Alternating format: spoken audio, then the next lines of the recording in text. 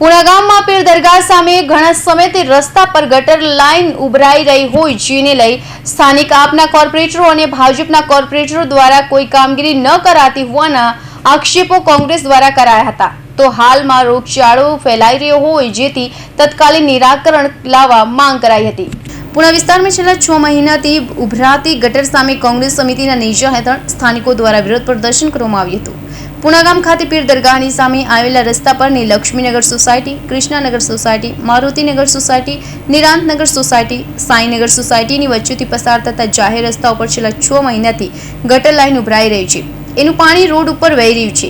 સ્થાનિક આમ આદમી પાર્ટીના કોર્પોરેટરો અને ભાજપના કોર્પોરેટરની સોસાયટીના રહીશો દ્વારા વારંવાર રજૂઆતો કરવા છતાં પણ કોઈ પણ નિરાકરણ આવ્યું ન હોય અને કોલેરા, ઝાડા ઉલટી તથા ડેન્ગ્યુના રોગોએ હાલમાં મજા મૂકી હોય જેને લઈ પુણા કોંગ્રેસ સમિતિની આગેવાનીમાં આ ભાજપ આપ ભાઈ ભાઈ ગટરનું પાણી રોડે જય જયના નારા સાથે ગટરના ઢાંકણા પર બંને પાર્ટીના ઝંડા લગાવી વિરોધ પ્રદર્શન કરવામાં આવ્યું હતું। આ વિરોધ પ્રદર્શનમાં કોંગ્રેસના આગેવાનો સાથે સ્થાનિક અને મહિલાઓ ઉપસ્થિત રહી હતી। આજે અત્યારે આપણે ઉભા છે પુણા ગામની મારુતિનગર સોસાયટીની સામેનો આ રસ્તો છે। આ રસ્તો લગભગ 6 થી 7 સોસાયટીના લોકોને ચાલવા માટેનો એકમાત્ર રસ્તો છે। એની ઉપર આ લગભગ 6 મહિનાથી આ ડ્રેનેજનું પાણી રોડ ઉપર જઈ રહ્યું છે। સ્થાનિક રહીશો દ્વારા વારંવાર અહીંના નગર સેવકોને રજૂઆત કરવામાં આવી છે, ફરિયાદ કરવામાં આવી છે। ભારતીય જનતા પાર્ટીના નગર સેવક છે, આમ આદમી પાર્ટીના નગર સેવક છે, તમામને રજૂઆત કરવામાં આવી છે, પરંતુ એક પણના પેટનું પાણી હલતું નથી। ફક્ત ને ફક્ત આ લોકોને બાંધકામમાં રસ છે, જ્યાં મલાઈ મળતી હોય એવા કામોમાં રસ છે। એવું કામ હાલતું એટલે તરત દોડીને ત્યાં વયા જાય, એની ફરિયાદો કરે, પરંતુ જયારે લોકોની ફરિયાદનું નિરાકરણ કરવાનો વાત છે ત્યારે એક પણ અહીંયા કોર્પોરેટર હજી સુધી ફરક્યો નથી। એટલે આજે આ લોકોનો આક્રોશ છે એ બહાર આવેલો છે અને એના માટે જ આજે લોકો દ્વારા આપ ભાજપ ભાઈ ભાઈના બેનર સાથે વિરોધ પ્રદર્શન કરવામાં આવી રહ્યું છે કે જેથી કરીને એમની જે સમસ્યા છે એનું તાત્કાલિક નિરાકરણ આવે। કારણ કે આ રસ્તા ઉપરથી 10,000 થી વધુ લોકોની રોજની અવર જવર થઈ રહી છે। બાળકોને અહીંથી જ સ્કૂલે જવાનું હોય છે।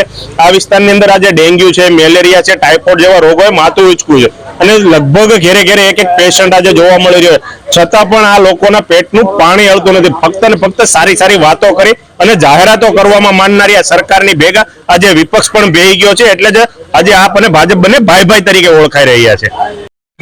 લાભુબેન મારુતિનગર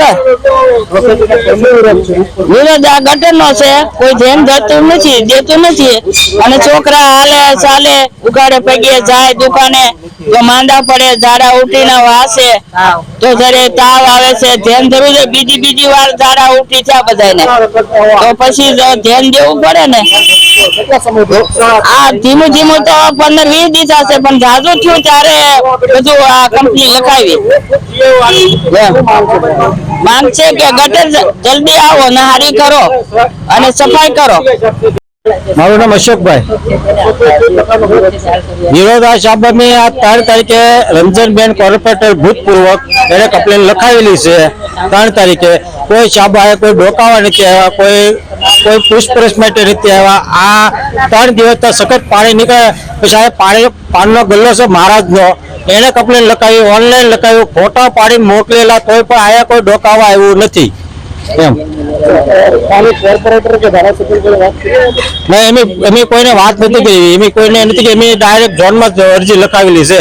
3 તારીખને રંજનબેન કોર્પોરેટર ભૂતપૂર્વ કોર્પોરેટર લખાવેલી છે। તો એનો વિરોધ આ આખી સોસાયટીનો આ પાણી આખી સોસાયટીની મારી પાસે સોસાયટીમાં 800 થી 1000 માણસ રહી છે।